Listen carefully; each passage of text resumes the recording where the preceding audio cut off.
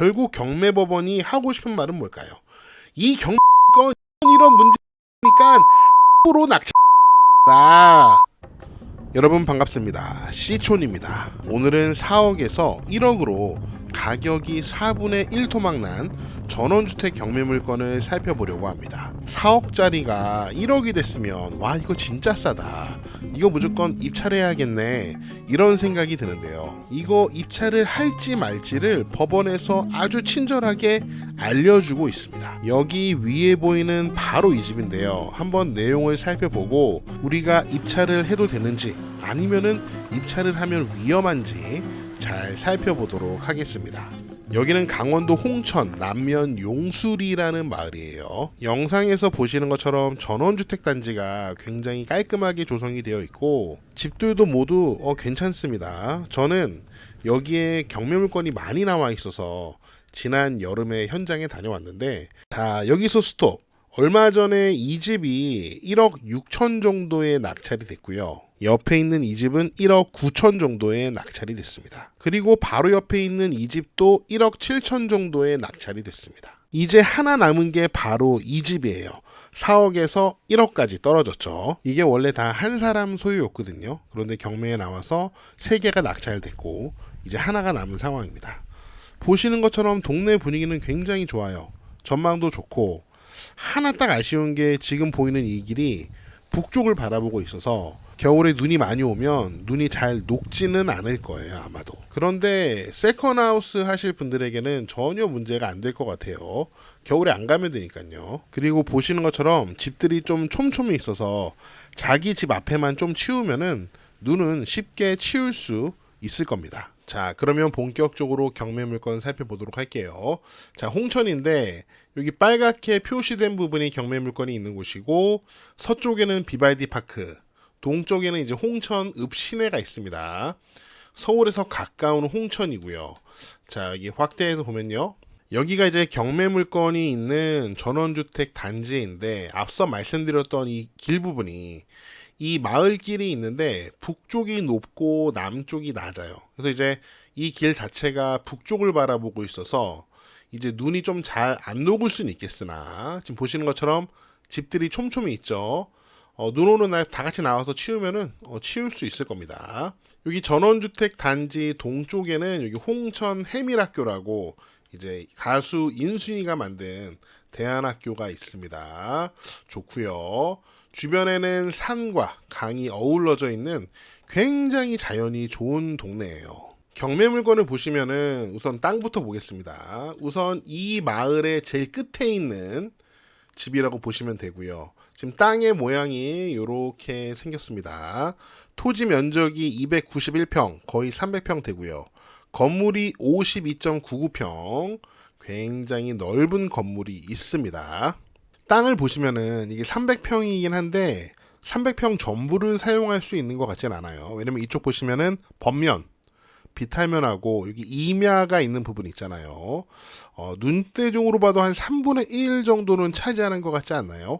실제로 사용할 수 있는 면적은 대략 한 200평 정도 되지 않을까 짐작이 가능한 것 같습니다. 사건 번호 확인하시고요.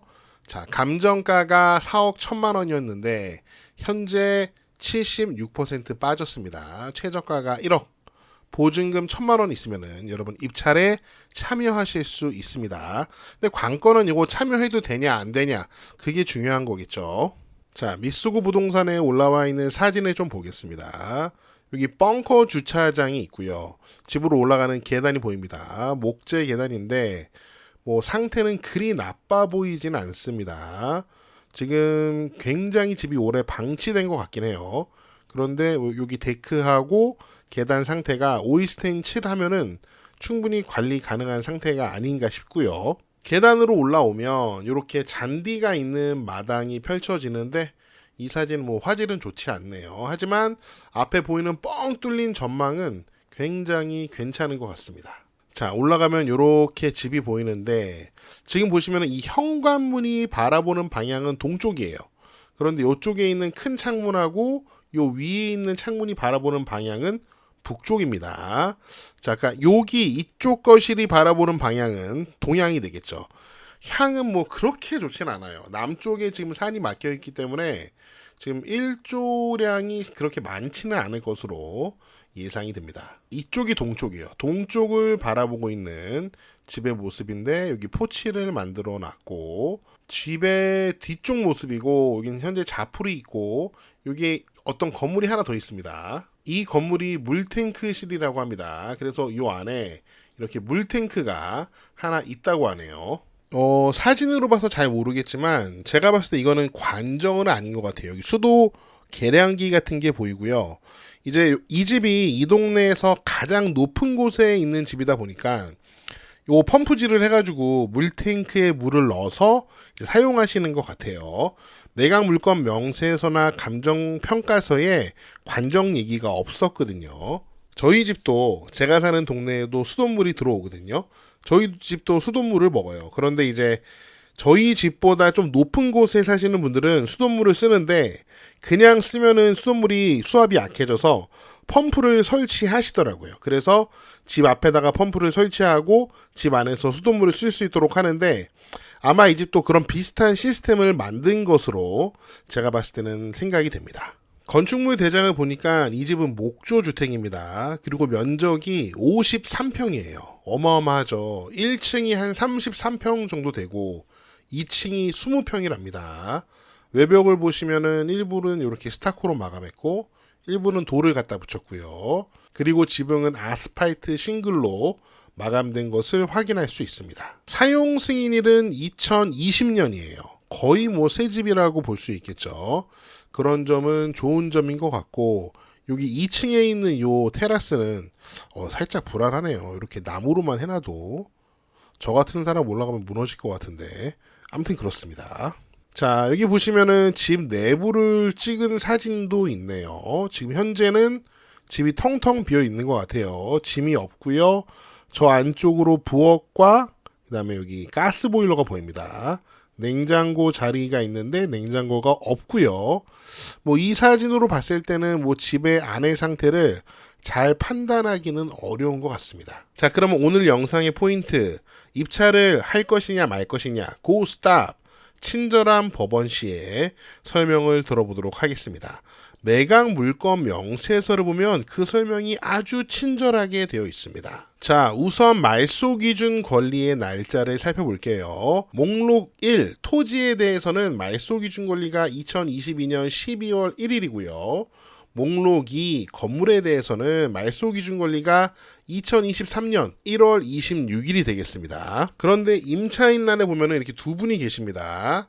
한 분은 임차권자고요. 한 분은 전세권자입니다. 자, 임차권자는 건물의 1층 전부를 이제 임차를 했고요. 전세권자는 2층 전부에 전세권을 설정을 했습니다.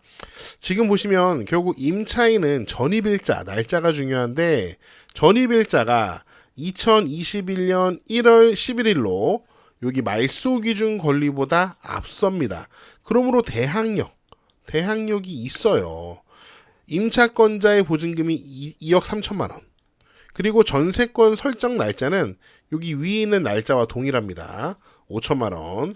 다 합하면 2억 8천만 원이 대항력이 있는 거예요. 친절한 법원 시의 설명은 여기서 끝나지 않습니다. 밑으로 내려오면 1번 전세권 설정 등기는 말소되지 않고 매수인에게 인수된다라고 명확하게 해석을 해주고 있죠. 2번 주택임차권 등기 역시 배당에서 보증금 전액이 변제되지 않으면 잔액을 매수인이 다 인수한다고 아주 명확하게 법원에서 알려주고 있습니다. 와, 어떻게 이렇게 친절할 수가 있죠? 경매법원이? 낙찰자에게 인수되는 보증금 총액이 2억 8천만 원이기 때문에 현재 이 경매 물건이 4억에서 1억으로 유찰되었다고 해도 이 집은 1억짜리 집이 아닌 겁니다. 그런데 신기하게 경매법원의 친절함은 여기서 끝나지 않습니다. 비고람 보겠습니다. 여기 3번 보시면요.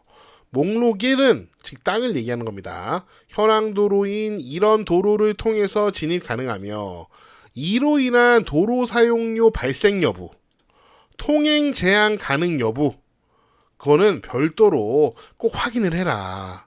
와, 도로 문제까지 이렇게 친절하게 법원의 매각 물권 명세서에서 설명하고 있어요.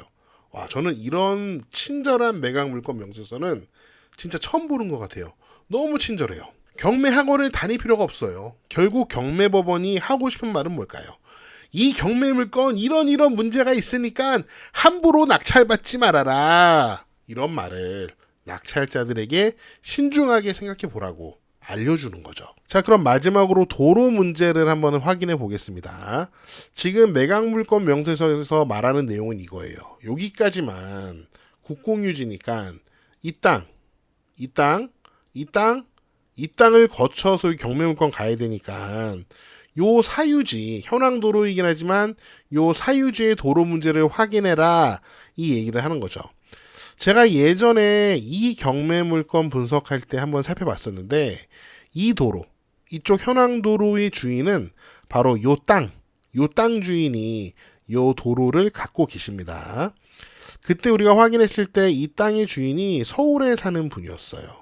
자, 아무튼 여기다가 집을 지려고 이 땅 주인이 요 앞에 도로를 구매를 하신 것 같아요. 얼마 전에 낙찰된 이 집, 그 다음에 이 집도 다 도시분들이 낙찰을 받았어요. 자, 그래서 혹시 도로 문제가 있는지 확인해 보기 위해서 현장에 가서 마을 분들과 대화를 해보면 도움이 될 것 같아요. 제 생각에는 여기 낙찰받은 분들 있잖아요. 가서 여쭤보면 될 것 같아요. 아마 이 땅 주인을 요 낙찰받은 분들이 만났을지 안 만났을지는 모르겠지만 이분들에게 이야기를 들어보면 도로 사용에 문제가 있는지 없는지 그 이야기를 충분히 들을 수 있을 것 같습니다. 저는 이 현장에 갔을 때 자유롭게 걸어 다니기도 하고 차를 끌고 올라가 보기도 했습니다. 아무도 이 도로 사용을 막는 사람은 없었어요. 결국 중요한 것은 가격 문제가 되겠죠. 1억에 낙찰 받는다 하더라도 2억 8천에서 배당되지 않은 나머지 부분을 모두 낙찰자가 인수해야 되는 상황이기 때문에 아주 각별한 주의가 필요하고, 특별히 그런 부분들을 매각 물건 명세서를 통해서 경매법원이 입찰을 하고 싶은 사람들에게 아주 자세하게 설명하고 있는 점은 굉장히 긍정적인 것 같습니다. 만약에 모든 경매 사건의 매각 물건 명세서에 이런 권리 관계에 대한 해석을 경매법원이 매각 물건 명세서를 통해서 다 해준다면 경매학원 다 망하겠네요.